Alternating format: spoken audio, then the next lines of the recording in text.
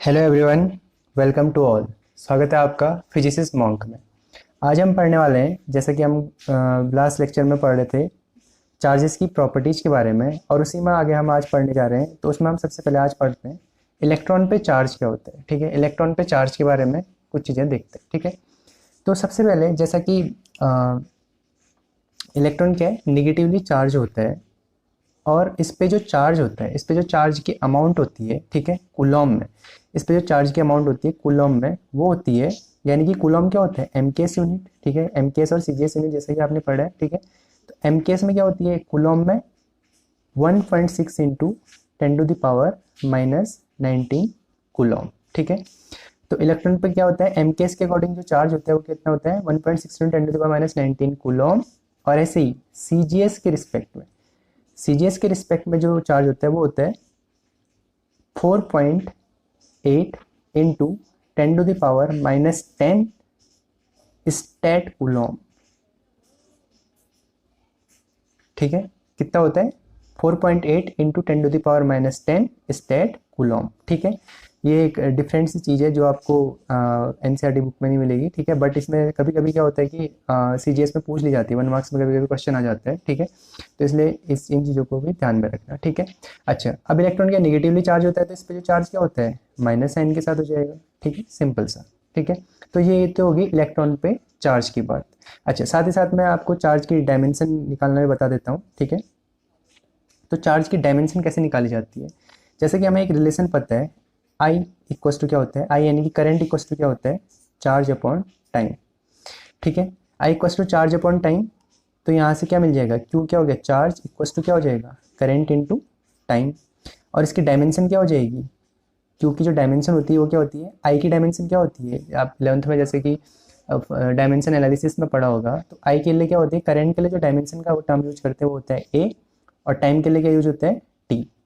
ठीक है, तो क्योंकि यानी कि चार्ज की जो डायमेंशन होती है वो क्या होती है, ए टी। ठीक है, जैसा कि पढ़ा होगा ना। ठीक है, मैं थोड़ा सा रिकॉल करा देता हूँ। क्या होता है, मास के लिए एम यूज करते हैं, लेंथ के लिए एल यूज करते हैं, टाइम के लिए टी यूज करते हैं, टेम्परेचर के लिए के यूज करते हैं, और करंट के लिए ए यूज करते हैं। ठीक है, ये होती थी ना कुछ फंडामेंटल जो हम यूज करते थे डायमेंशन एनालिसिस में। तो वहीं से जो चार्ज की डायमेंशन आई है वो क्या होती है, ए टी। ठीक है, अब जैसा कि हमने इलेक्ट्रॉन पे चार्ज के बारे में पढ़ लिया, तो साथ ही साथ एक कुछ और इम्पोर्टेंट चीज़ है जो कि इलेक्ट्रॉन, प्रोटॉन और न्यूट्रॉन के बारे में।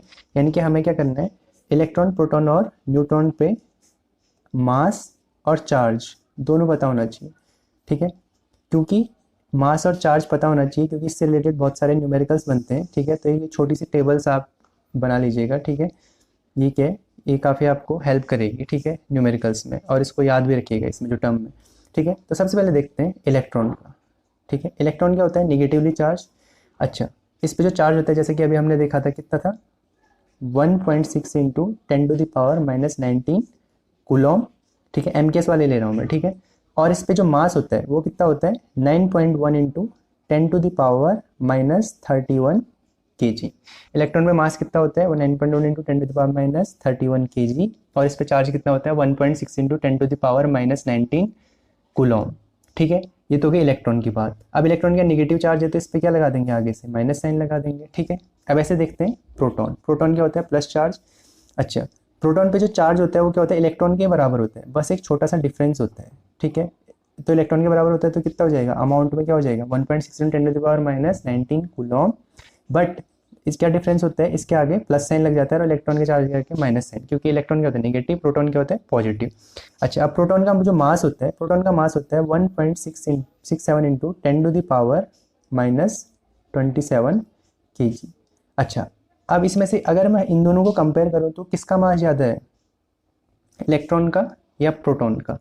ठीक है, अगर आप देखें इसको 10 को एज्यूम करते हुए चलें तो किसका मास ज़्यादा होगा, ऑब्वियस सी बात है, प्रोटॉन का मास ज़्यादा होगा। ठीक है, अच्छा, अब आगे देखते हैं न्यूट्रॉन के बारे में। ठीक है, न्यूट्रॉन का क्या होता है, न्यूट्रॉन पे चार्ज तो कितना होता है, जीरो, और न्यूट्रॉन पे जो मास होता है वो कितना होता है, सेम प्रोटॉन के बराबर, 1.67 इंटू 10⁻⁻27 kg। ठीक है, तो ये एक छोटी सी टेबल है, इसको आप याद रख लीजिएगा। ये क्या है, न्यूमेरिकल्स बहुत सारे इससे लिंक्ड होते हैं। वैसे तो मोस्ट ऑफ द केसेज में कभी कभी वैल्यू दी भी रहती है, कभी नहीं भी दी रहती, तो आपको पता होना चाहिए, ठीक है, तो बेसिक आइडिया होना ही चाहिए, ठीक है। तो ये क्या हो गए चार्जेस के बारे में कुछ और चीज़ें। और हमने लास्ट लेक्चर में कुछ प्रॉपर्टीज पढ़ी थी, उसी के आगे अब जो सबसे इंपॉर्टेंट प्रॉपर्टी है क्वांटाइजेशन ऑफ चार्ज, उसको समझते हैं, ठीक है। तो अब देखते हैं जो 6th प्रॉपर्टी थी वो क्या है, quantization of charge. Quantization of charge, या इसी को एक और नाम से भी जाना जाता है फंडामेंटल यूनिट ऑफ चार्ज, या इस तरीके से भी, ठीक है, क्योंकि यहाँ क्या करते हैं हम फंडामेंटल यूनिट के रिस्पेक्ट में ही चार्ज को निकालते हैं, ठीक है। तो ये होता क्या उसको समझते हैं, और इसको हिंदी में क्या बोलते हैं वो भी बता देता हूँ, आवेशों का क्वांटीकरण, ठीक है। अब क्वांटीकरण क्या होता है, क्वांटाइजेशन क्या होता है, वो भी समझेंगे हम, ठीक है। अच्छा, इसको समझने के लिए सबसे पहले एक एग्जाम्पल समझते हैं, ठीक है। मैं क्या करता हूँ, एक कोई एटम ले लेता हूँ, ठीक है, क्योंकि इलेक्ट्रॉन के बारे में हमें समझना है या चार्ज के बारे में समझना है, तो हमें सबसे पहले, अच्छा सबसे पहले एक चीज़ और, जो चार्ज की जो सबसे फंडामेंटल चीज़ होती है वो क्या होती है, इलेक्ट्रॉन, हमेशा, ठीक है। कभी भी चार्ज जो भी काउंट करने होंगे हमेशा इलेक्ट्रॉन के रिस्पेक्ट में ही होंगे। क्यों? क्योंकि इलेक्ट्रॉन क्या होती है, चार्ज की फंडामेंटल यूनिट होती है, ठीक है। फंडामेंटल यूनिट होती है, तो क्वांटाइजेशन भी इलेक्ट्रॉन के रिस्पेक्ट में ही आता है। तो हमें इसके बारे में समझने के लिए एक एग्जांपल लेता हूँ मैं एटम का, ठीक है। मैं क्या लेता हूँ, एटम का एग्जांपल लेता हूँ। तो सबसे पहले एटम में क्या होता है, न्यूक्लियस होता है, जो क्या होता है प्लस चार्ज होता है, जिसमें क्या होते हैं न्यूट्रॉन और प्रोटॉन प्रेजेंट होते हैं, और इसके अराउंड क्या होते हैं, डिफरेंट डिफरेंट सेल्स में क्या होते हैं, इलेक्ट्रॉन्स चक्कर लगाते हैं, ठीक है। इलेक्ट्रॉन्स क्या करते हैं, इसके डिफरेंट सेल्स में चक्कर लगाते हैं, ठीक है। तो मैंने एक सेल बना ली है, तो इसमें क्या होंगे, इलेक्ट्रॉन, इस तरीके से बहुत सारे इलेक्ट्रॉन घूम रहे होंगे, ठीक है। तो अब इसको समझते हैं, ठीक है।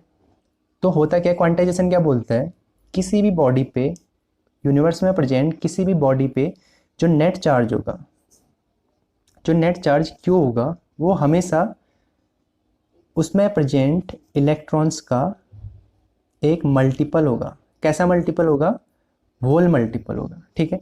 यानी कि जो n है यहाँ, ठीक है, ये है क्वांटाइजेशन का सिंपल सा फॉर्मूला, ठीक है, सिंपल सा, बहुत ही छोटा सा सिंपल सा फॉर्मूला, ठीक है। जिसमें क्या होता है, n क्या होता है, इंटीजर होता है, ठीक है। इंटीजर जैसा कि आप जानते होंगे, ठीक है। इंटीजर्स का मतलब क्या होता है, इंटीजर्स का मतलब 1 2 3 4 बोल सकते हैं, यानी कि फ्रैक्शनल पार्ट नहीं आएगा, ठीक है। तो इंटीजर्स में क्या आ जाते हैं, 1 2 3 अप टू इन्फिनिटी, ऐसे ही माइनस वाला साइन लेते हुए -1 -2 -3 अप टू माइनस इन्फिनिटी, ठीक है। अच्छा, अब एक क्वांटाइजेशन क्या हो रहा है, क्वांटाइजेशन वर्ड क्या है, इसको समझते हैं। क्वांटाइजेशन का मतलब क्या है, क्वांटाइजेशन मतलब क्वांटिटी की बात करते हैं, ठीक है, इसीलिए क्वांटाइजेशन बोलते हैं। अब क्वांटिटी की बात क्या करते हैं, ये किसकी बात कर रहे हैं, इलेक्ट्रॉन की क्वांटिटी की बात कर रहे हैं ना, एन या number of electrons, number of electrons की बात कर रहे हैं। तो क्या है, जो नंबर ऑफ इलेक्ट्रॉन है वो क्या है, इंटीजर है, इंटीजर यानी कि क्वांटिटी है, यानी कि 1 2 3 4 ऐसे करके इलेक्ट्रॉन, जैसे इसमें मैंने 4 इलेक्ट्रॉन रिप्रेजेंट कर रखे हैं, ठीक है। ऐसे बहुत सारे इलेक्ट्रॉन हो सकते हैं। तो जब बहुत सारे इलेक्ट्रॉन किसी एटम के अराउंड रिवॉल्व करते हैं, तो वो क्या होते हैं, बेसिकली 1 इलेक्ट्रॉन 2 इलेक्ट्रॉन 3 इलेक्ट्रॉन इस तरीके से रिवॉल्व करते हैं ना। यानी कि अगर किसी एटम के अराउंड हम इलेक्ट्रॉन की बात करें, तो हमेशा क्या होते हैं, 1 इलेक्ट्रॉन होगा, 2 इलेक्ट्रॉन होगा, 3 इलेक्ट्रॉन होगा, 4 इलेक्ट्रॉन होंगे, ठीक है, 5 6 ऐसे बहुत सारे, 1 2 3 4 5 6 7 8 9 10 ऐसे बहुत सारे इलेक्ट्रॉन हो सकते हैं, ठीक है, 32 इलेक्ट्रॉन 42 इलेक्ट्रॉन। बट कभी ऐसा देखा आपने कि क्या होगा कि 0.5 इलेक्ट्रॉन, 1/3 इलेक्ट्रॉन, ऐसा होता है? ऐसा नहीं होता है। ऐसा क्यों नहीं होता है, ये वाली कंडीशन पॉसिबल नहीं है। क्यों नहीं पॉसिबल है, क्योंकि इलेक्ट्रॉन क्या है, अपने आप में कंप्लीट फॉर्म में ही रहते हैं। मतलब कि इलेक्ट्रॉन को हम और ब्रेक नहीं कर सकते। और ब्रेक क्यों नहीं कर सकते, क्योंकि इलेक्ट्रॉन के सबसे बेसिक यूनिट है ना, इसीलिए तो क्या बोल रहे हैं, फंडामेंटल यूनिट क्यों बोल रहा है, क्योंकि क्या ये बेसिक यूनिट है, इसीलिए तो फंडामेंटल यूनिट बोला है। फंडामेंटल यूनिट क्यों, हम उससे को और ज़्यादा ब्रेक नहीं कर सकते, इसीलिए क्या होते हैं, हमेशा इलेक्ट्रॉन 1 2 3 4 इसी फॉर्म में होते हैं, ठीक है। अब इसमें बहुत सारे बच्चों को कन्फ्यूजन होता है कि जैसा कि चार्ज क्या होता है, हम तो लिखते हैं कि चार्ज, किसी बॉडी पे चार्ज प्रेजेंट है 4.5 इंटू 10⁻⁻6 कूलम। अब मैंने तो बोला है पॉइंट में इलेक्ट्रॉन होते ही नहीं, तो चार्ज पॉइंट में कैसे हो गया। अब ध्यान से समझना, ये कॉन्सेप्ट बहुत समझना बहुत ज़रूरी है, बहुत सारे बच्चों को कन्फ्यूजन होता है। तो मैं क्या बोल रहा हूँ, मैंने बोला इलेक्ट्रॉन नहीं होते पॉइंट में, कूलम में तो चार्ज हो सकता है पॉइंट में। अब पॉइंट में कूलम में चार्ज क्यों होता है, क्योंकि जैसा कि अभी हमने देखा, ठीक है, जैसे कि अभी हमने इलेक्ट्रॉन पे चार्ज देखा, इलेक्ट्रॉन पे चार्ज देखा तो इलेक्ट्रॉन पे चार्ज कितना होता है 1.6 इंटू 10⁻⁻19 कूलॉम। यानी कि कूलॉम में जो आएगा वो तो पॉइंट में आ सकता है ना, क्योंकि इलेक्ट्रॉन पे चार्ज पॉइंट में प्रेजेंट है। तो आप इसको अगर हम किसी नंबर से मल्टीप्लाई करेंगे, जैसे एक इलेक्ट्रॉन पे चार्ज की बात है, अब इसी की जगह 10 इलेक्ट्रॉन होंगे, 10 इलेक्ट्रॉन हो जाएंगे तो क्या हो जाएगा 16 इंटू 10⁻⁻19 कूलॉम हो जाएगा। अगर इसी की जगह मैं 1.6 इंटू, जैसे मैं 3 इलेक्ट्रॉन की बात करता हूँ, 3 इलेक्ट्रॉन पे चार्ज, जैसा कि इलेक्ट्रॉन पे क्या हो जाएगा 3 इलेक्ट्रॉन पे जो चार्ज हो जाएगा वो क्या हो जाएगा 4.8 इंटू 10⁻⁻19 कूलॉम। ठीक है, यानी कि क्या हो सकता है, पॉइंट में क्या जा रहा है आपका कूलॉम के फॉर्म में, यानी कि जब इनके साथ क्या है 0.5 ई है 1/E है, इस कंडीशन में नहीं जा सकता, कूलॉम के फॉर्म में जा सकते हैं। ये क्या है नंबर ऑफ इलेक्ट्रॉन रिप्रेजेंट करे, 0.5 ई मतलब क्या है 1/2 इलेक्ट्रॉन, जो पॉसिबल नहीं है, इसीलिए ये पॉसिबल नहीं है। हाँ ये पॉसिबल हो सकता है, ठीक है, इस तरीके से। अच्छा, अब फिर कुछ लोगों को ये भी कन्फ्यूजन होता है कि प्लस माइनस चार्ज कैसे होता है। प्लस माइनस का तो सिंपल सा लॉजिक है, क्या होता है इलेक्ट्रॉन पे चार्ज के -1.6 इंटू 10⁻⁻19 कूलॉम। अगर इसको किसी निगेटिव नंबर से मल्टीप्लाई करेंगे तो क्या हो जाएगा, ये चार्ज क्या आ जाएगा पॉजिटिव में आ जाएगा, और अगर किसी पॉजिटिव नंबर से मल्टीप्लाई करेंगे तो ये क्या रहेगा निगेटिव में ही रहेगा। ठीक है, तो और पॉजिटिव निगेटिव चार्ज का कॉन्सेप्ट इस तरीके से। ठीक है, तो ये क्या हो गया क्वांटाइजेशन ऑफ चार्ज का कॉन्सेप्ट। और मैंने इस तरीके से आपको इसमें इलेक्ट्रॉन का जो 1 इलेक्ट्रॉन 2 इलेक्ट्रॉन का जो कॉन्सेप्ट होता है वो भी बता दिया, और साथ ही साथ ये भी बता दिया कि जो क्या होता है नंबर कूलॉम के फॉर्म में क्या हो सकता है चार्ज पॉइंट में हो सकता है। ठीक है, यहाँ फ्रैक्शन में भी हो सकता है। ठीक है, बट नंबर ऑफ इलेक्ट्रॉन के फॉर्म में इस फॉर्मेट में नहीं हो सकता। ठीक है, अच्छा, अब अगर हम क्वांटाइजेशन ऑफ चार्ज को एक लाइन में लिखना चाहे तो क्या लिख सकते हैं, in universe the charge present on any body is always an integral multiple of electron. ठीक है, सिंपल सा, is always an integral multiple of electron, यानी कि the charge present on any body in this universe is always an integral multiple of electron. ठीक है, this इस तरीके से। ठीक है, यानी कि नंबर ऑफ इलेक्ट्रॉन ये हो गया। ठीक है, अच्छा, अब इसको देखते हैं हम आगे, इसका एक क्वेश्चन करते हैं, छोटा सा क्वेश्चन। ठीक है, जिससे आपको और कॉन्सेप्ट भी क्लियर हो जाएंगे। ठीक है, तो मैं एक क्वेश्चन ले लेता हूँ। क्वेश्चन इस तरीके से,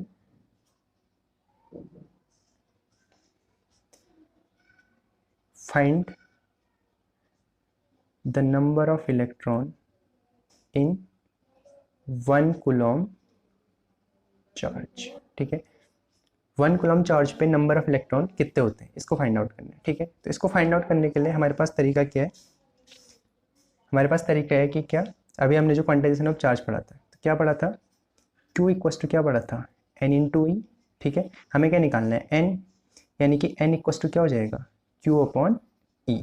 ठीक है, अच्छा, अब Q की जगह क्या रख देंगे, Q की जगह हमें दे रखा है क्या 1 कूलम। ठीक है, तो यहाँ से क्या मिल जाएगा Q की जगह 1, और E की जगह क्या होता है, E की जगह इलेक्ट्रॉन भी जितना चार्ज होता है कितना होता है 1.6 इंटू 10⁻⁻19। ठीक है, Q की जगह 1 कूलम और E की जगह इतना कूलम, तो कूलम से कूलम कैंसिल, तो क्या मिल गया ये 1/1.6 इंटू 10⁻⁻19। अब इसको मैं 10⁻⁻- वाले पार्ट को ऊपर ले जाऊंगा तो क्या मिल जाएगा 1/1.6 इंटू 10⁻+19। ठीक है, अच्छा, अब इसको अगर सॉल्व करेंगे तो इसको सॉल्व करने के बाद क्या आ जाएगा, ये 1/1.6 है तो 1.6 का इसमें कितने टाइम जाएगा 0.16 जा, ठीक है 625। ठीक है, इंटू 10⁻19। और अगर इसे मैं अगर इस पॉइंट को जरा से यहाँ शिफ्ट कर लूँ तो क्या हो जाएगा 6.25 इंटू 10⁻, अब मैंने पॉइंट राइट साइड शिफ्ट करा तो पावर क्या हो जाएगी, एक कम हो जाएगी 18। इतना क्या होगा नंबर ऑफ इलेक्ट्रॉन, मतलब एक कूलॉम चार्ज में जो इलेक्ट्रॉन का नंबर होगा वो कितना होगा, इतने इलेक्ट्रॉन मिलेंगे किसमें, एक कूलॉम चार्ज में। ठीक है, तो इस तरीके से समझ में आया कूलॉम और यानी कि 1 कूलॉम और ई में क्या रिलेशन होता है। ई क्या है, सिंपली कुछ नहीं है, इलेक्ट्रॉन पे जो चार्ज होता है वो रखना है, और क्या है 1 कूलम के जो अमाउंट चार्ज की जो यूनिट होती है वो है। ठीक है, इस तरीके से। ठीक है, और प्लस माइनस चार्ज किस तरीके से होता है वो मैंने आपको बता दिया। ठीक है, तो इस तरीके से ये क्या हो गया क्वांटाइजेशन ऑफ चार्ज। देन इसके बाद हम आगे नेक्स्ट चीज़ें पढ़ेंगे। ठीक है, ठीक है, तो यहाँ आ गया क्वांटाइजेशन ऑफ चार्ज कंप्लीट।